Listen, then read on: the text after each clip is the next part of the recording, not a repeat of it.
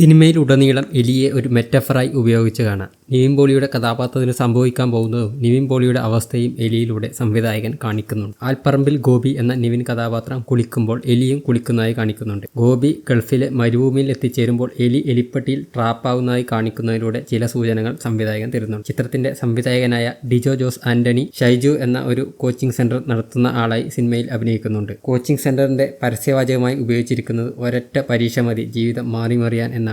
ഇത് സുരേഷ് ഗോപി കോടീശ്വരനിൽ പറയാറുള്ള ഒരൊറ്റ ചോദ്യം മതി ജീവിതം മാറിമറിയാൻ എന്ന ടാഗിന്റെ ഒരു പാരഡിയായി കാണാം. സിനിമയുടെ കഥ നടക്കുന്നത് 2019-20 കാലഘട്ടത്തിലാണ്. കൊറോണ വൈറസും ലോക്ക്ഡൗണൊക്കെ സിനിമയിൽ പ്രതിപാദിക്കുന്നതായി കാണാം. ഇതുകൂടാതെ സിനിമയിലെ ഫസ്റ്റ് ഹാഫിൽ മുല്ലക്കര എന്ന ഗ്രാമത്തിലാണ് കഥ നടക്കുന്നത്.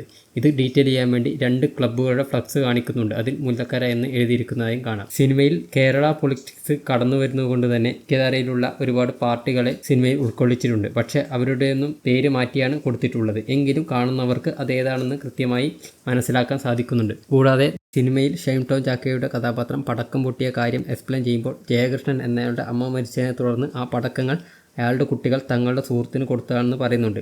പടക്കം പൊട്ടിക്കുന്ന സീനിൽ തന്നെ ആദരാഞ്ജലികൾ എന്ന ബോർഡ് കാണിക്കുന്നതിലൂടെ തന്നെ ആ മരണത്തിൻ്റെ കാര്യം സംവിധായകൻ നേരത്തെ തന്നെ കാണിക്കുന്നുണ്ട്. സിനിമയുടെ സെക്കൻഡ് ഹാഫ് ഒരു ആടിയുധം വൈബ് തരുമെങ്കിലും കഥ തീർത്തും വ്യത്യസ്തമാണ്. നജീബിന് നേരിടേണ്ടി വരുന്ന പീഡനങ്ങളൊന്നും ഇവിടെ ഗോപിക്ക് നേരിടേണ്ടി വരുന്നില്ല.